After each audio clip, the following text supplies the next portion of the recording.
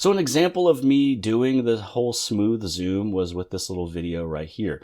One of the cool things that not many people are talking about is satellite networks.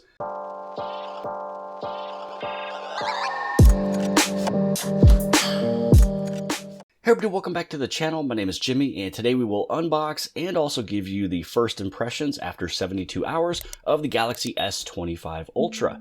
So as you guys know, I was over at the Samsung Galaxy Unpacked. I was able to play and take photos and give light usage with the Galaxy S25 Ultra.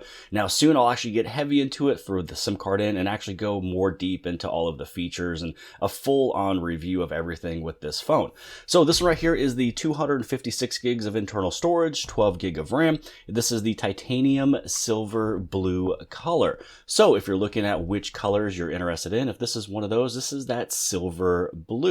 So it kind of has that little hint of silver in there, but a little bit of that little Gemini blue that kind of, radiates off of any type of glare. And honestly, as you are walking around with this phone, or if you're in different situations of different lighting, this color of phone changes all the time, which I think is actually pretty cool. So the first thing that you'll do is you'll pop this out. You might actually notice that those camera lenses have a pretty big bump on those things. Those things come out quite a bit.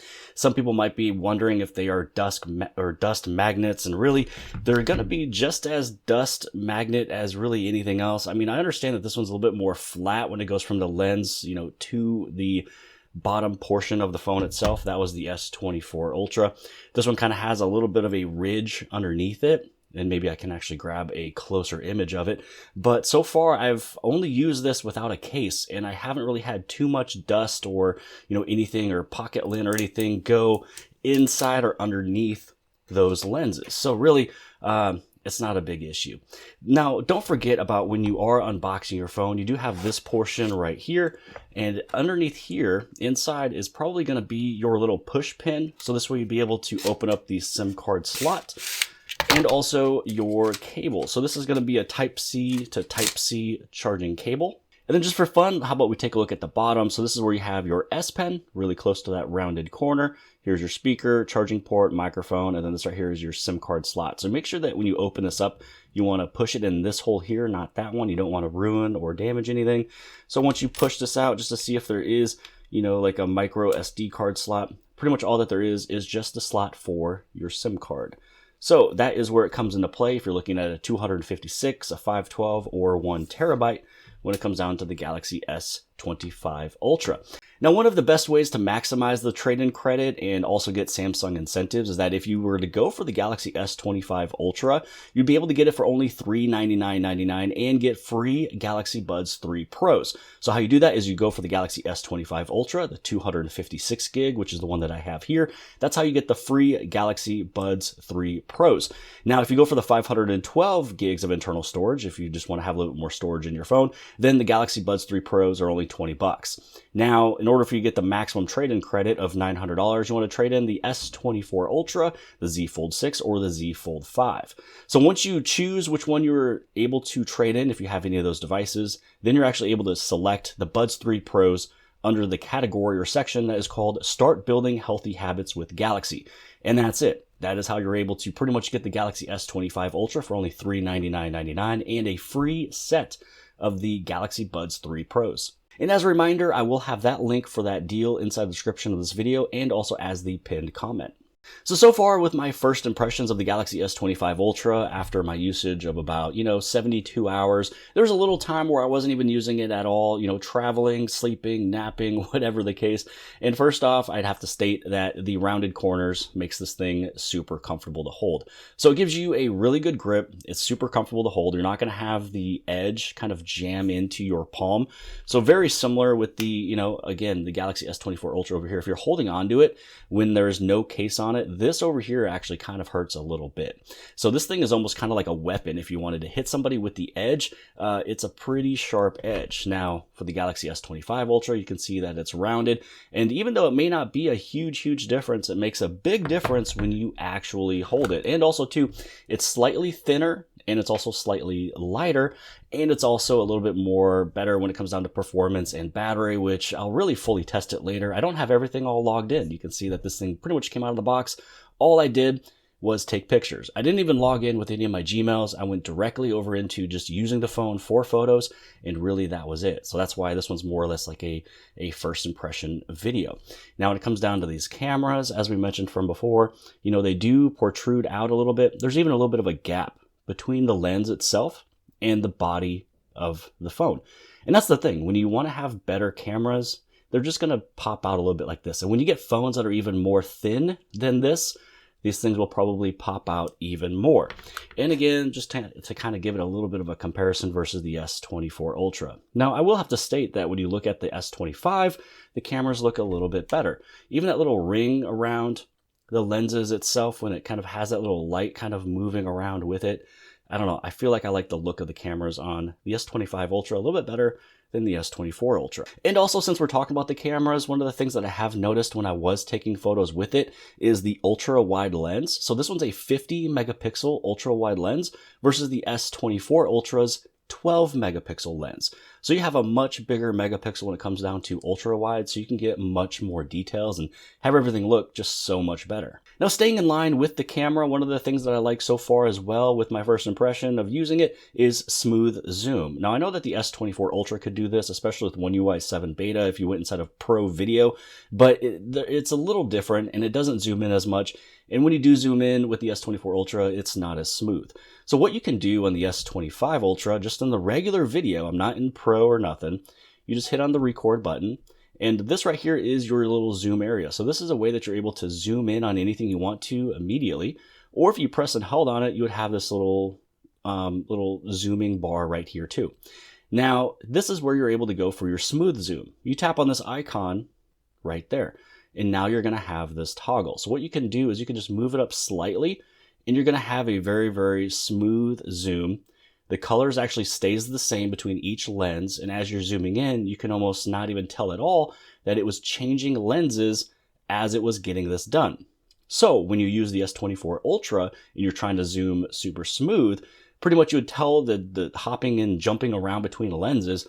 This one does it more smooth, and sometimes on the S24 Ultra, the color kind of changed between each of them. Now, the other thing you could do is that you can just press and hold on the little negative or the plus. So if you want to zoom in, it's going to zoom in pretty slow for you, and pretty much you just kind of hold on to it. And if I was actually, pointing it at something, this would be looking a little bit better.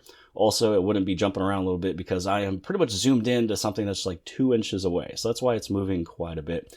But you can see that as it's moving between all of its lenses to get everything done, it does it in a smooth fashion. And it's very, very controlled. So an example of me doing the whole smooth zoom was with this little video right here.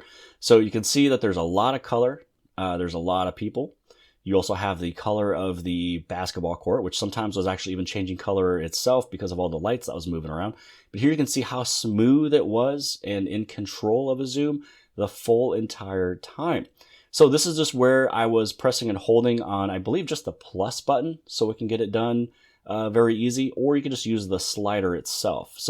So far, I mean, when it comes down to smooth zoom, if you want to have like a cinematic sport type of zoom, this is getting it done. And you can see how it almost looked as if it was the full entire, just one sensor going in the full entire time. It wasn't as if it was switching between all the lenses to actually get that done. So again, first impression, smooth zoom on the camera is just fantastic. Now, if you guys don't mind, I actually just threw a case on this one really quick just because I wanted to have the phone level because I wanted to show you a few things. And if I didn't have a case on it, then pretty much this thing would just be kind of bouncing around like this, and it's kind of a little annoying and could be a little loud for the video. So first off, when it comes down to the S-Pen, with this one, it is very close to the edge where it is rounded, but I had no issues with it. Comes out very easy, goes back in very easy, no problems there. The only thing that you might be wondering, which is, I just want to cover this, the S-Pen, yes, has Bluetooth taken out, which for those of you, Bluetooth inside the S-Pen gave you the options for air action. So you can like zoom in and zoom out and flip pages, and you can press it to take a photo or a video. And so mostly the people that were maybe annoyed that the Bluetooth is now gone is just those who like to take a picture with the S-Pen. And yes, it does come in handy. I've probably only used it once or twice for the duration of the S24 Ultra. There is a lot of tools out there and cool little tech out there. So this thing right here came with a small little tripod that I have, a little mag case stand that you can use for like golf and taking pictures and videos, and pretty much it comes with this little button. So this is just Bluetooth to my phone. I can just press this button and it takes a camera shot. So this way, you know, if you are kind of missing it, or what you can actually do, if you already have a Samsung phone, you might be maybe getting yourself a Galaxy Watch, or maybe you already have the Galaxy Watch and you're getting yourself the S25 Ultra. One of the things that you can also do is you can just have a little camera app on your phone. So what's happening over here is that I've got a live stream, a live view of what I'm taking a picture at. Also with just the watch itself, I can like, you know, swipe up or swipe down and I can change, you know, where I want, you know, front facing, rear facing. I can do a zoom, so I can like pretty much zoom in and out along the edges. So pretty much if you have a Galaxy Watch, you are able to still pair it up with your brand new Samsung Galaxy S25 series, and you can take pictures. You can change the zoom, the white balance, switch the cameras. There's a lot of stuff you can do that maybe the S-Pen wouldn't be able to do, and you can just have a live view on the watch itself. You can even just set up a timer. So this way you just tap on your little watch, the timer goes off for 2 or 5 seconds. So this way you put your little wrist down, and there you go, you have your shot. So it's really no big deal for the Bluetooth to be taken out of the S-Pen. The usage and percentage of people that were using it on a daily or weekly basis was actually so low that they were able to pretty much take it out and not cause too many problems, other than those very few that have big voices. And then lastly, one thing that I thought was actually pretty cool, but I've never really used it just yet, because this right here is using a T-Mobile SIM card. My carrier is AT&T, so soon I will actually be placing my AT&T SIM card in there, and I'll see if this is actually even there. But when you go inside of connections, one of the cool things that not many people are talking about is satellite networks. So this is pretty cool. I'm not subscribed right now, which is probably something that T-Mobile offers. We'll see if this is still sitting here if I put my AT&T SIM card in there. But you're able to send and receive text messages via satellite when a mobile network isn't available. How it works: when you're out of mobile network range, your phone will automatically connect to a satellite, so you can send and receive text messages for the best connection, keep a clear view of the sky.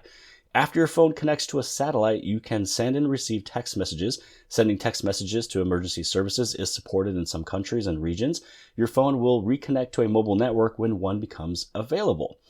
Satellite messaging may take longer, as is available only in some areas. Weather and certain structures may affect your satellite connection.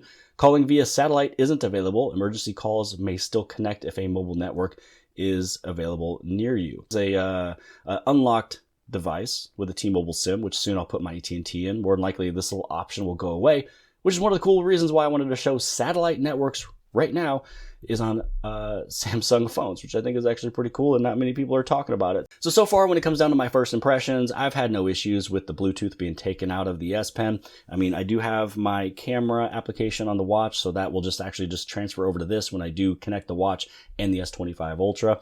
Also, too, I love the rounded corners. It feels comfortable. The screen looks amazing. The processor inside of here is making everything buttery smooth. I mean, it has the Snapdragon 8 Elite for Galaxy, so the GPU, CPU, everything has been improved and increased.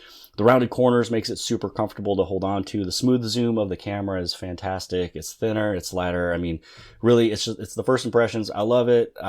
It feels better, works better than the S24 Ultra. When it comes down to like a full-on review later on, I have to just dig deep into this thing.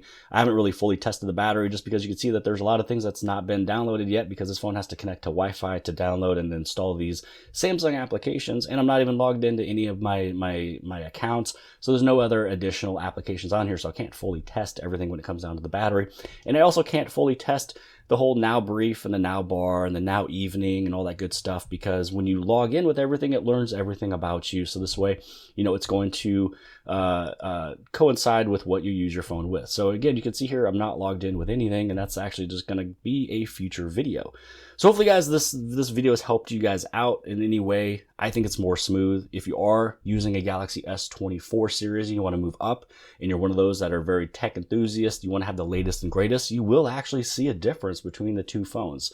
You know, contrary to what some people might say, because if I can see the difference, then I know that anybody else can see the difference. Now, if you own the S20, the S21, or the S22, or the S23, definitely go for an upgrade. You'll see a massive difference, and especially with just the performance alone with the phone and the camera itself. And then everything else is just all new with Samsung One UI 7 on the software side of things. So if you own from the S20 to the S23, definitely go for an upgrade if you are able to. For the S24, it just means you want to have the latest and greatest, and you want to get the highest value for your trade-in for the S24 series, and that's not a bad deal. So hopefully you guys have appreciated this video. If you did, give it a big thumbs up. Don't forget to subscribe. Subscribe on the very bottom left-hand side. And if you like this video, then more than likely you'll also like this video. And I'll see you guys later.